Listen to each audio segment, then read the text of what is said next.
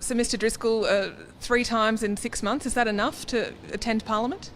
Well, as everyone knows, I think parliamentary sittings aren't every day of every week, and there's a little bit of misinformation out there being put by some people with some alternate agendas that I think are misleading Queenslanders. I've certainly been very upfront about the fact that I've been battling some medical issues and doing my very best to be here and representing the people of Redcliffe as much as I certainly can. But it is true, though, that you've only been here 3 times in 6 months? Well, there's probably about 9 days, I think, that I may have missed overall. So putting it in perspective, we're talking in the vicinity of, I think it is 7 to 9 days that I haven't been able to be on the floor of the Parliament. Do you plan to be here more in future? Oh, look, I love being in this Parliament. I've wanted to represent my community since I was in primary school. I love Redcliffe. I love the democracy that Queensland has. It's something that we cherish, and for people to suggest that anything other than for me to be here and standing up and fighting for the people of Redcliffe, it's just a nonsense. So will you be here tomorrow? Look, I think tomorrow is a very important day, and I'll certainly be intending to be here. We've got a vote that is going to be something to behold. I think we've got a casual vacancy in the Senate that doesn't happen terribly often, and look, I can foreshadow. I think there'll be a few things there that probably need to be dealt with, that we'll deal with accordingly, and I'm sure it'll be a robust scenario. You're not happy with Mr O'Sullivan's appointment? Look, I think let's just wait and see what happens tomorrow. I think there's certain things that need to go through the parliamentary process. That will occur rightly, and the Parliament will deal with it appropriately tomorrow. What do you say to Mr Newman, who said today that he hopes that you'll be expelled from the Parliament? Well, look, I think Campbell really needs to get his head clear on this. I think, he's the Premier of Queensland. He's got a very big job that people expect of him to do. It doesn't just consist of sacking 14,000 Queenslanders who've given their lives to working for the state, throwing their families on the scrap heap.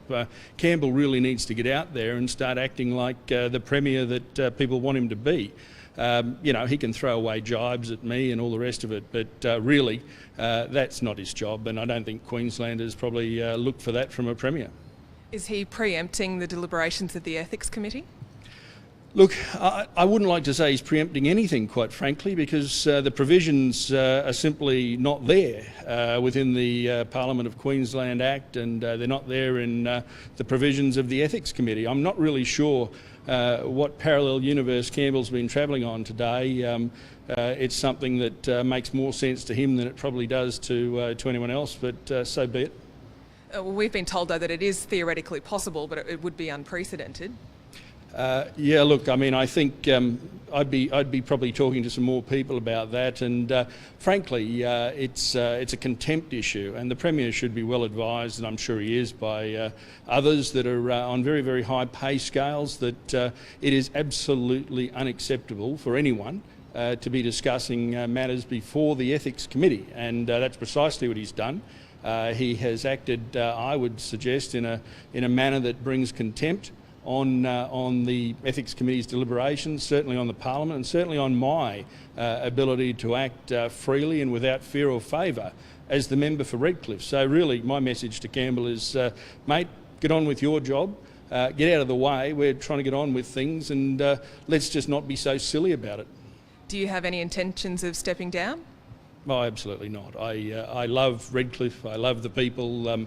It's a scenario that, unfortunately, in life sometimes health issues are dealt to you, and I've complied with absolutely everything that has been asked of me. I've provided every certificate to the Speaker within the time frames, and I think that's the other thing that perhaps Campbell has misled people on. To suggest that in some way, any way, shape or form, in fact, that I haven't complied.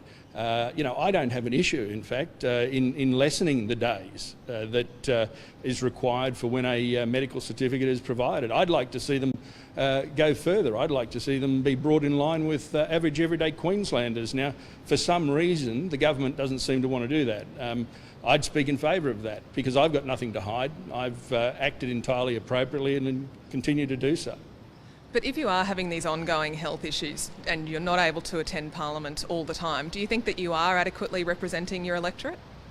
Look, I think it's a very, very subjective question. I think if you ran around perhaps Queensland and asked Queenslanders whether or not the Premier in his recent actions of I'd go so far as to say lie to the people of Queensland when he got in and sacked 14,000 public servants in a matter of 12 months, something that was certainly not on the cards. I don't think Queenslanders would necessarily say that he deserves to hold on to his seat. But we have a democracy in Queensland, and that means that every 3 years the people of Queensland have that democratic right to vote people in or vote people out. And I think all truth be told, by the time the next election rolls around, people will make their judgments, and there'll be a lot more truth out there, and I look forward to that opportunity.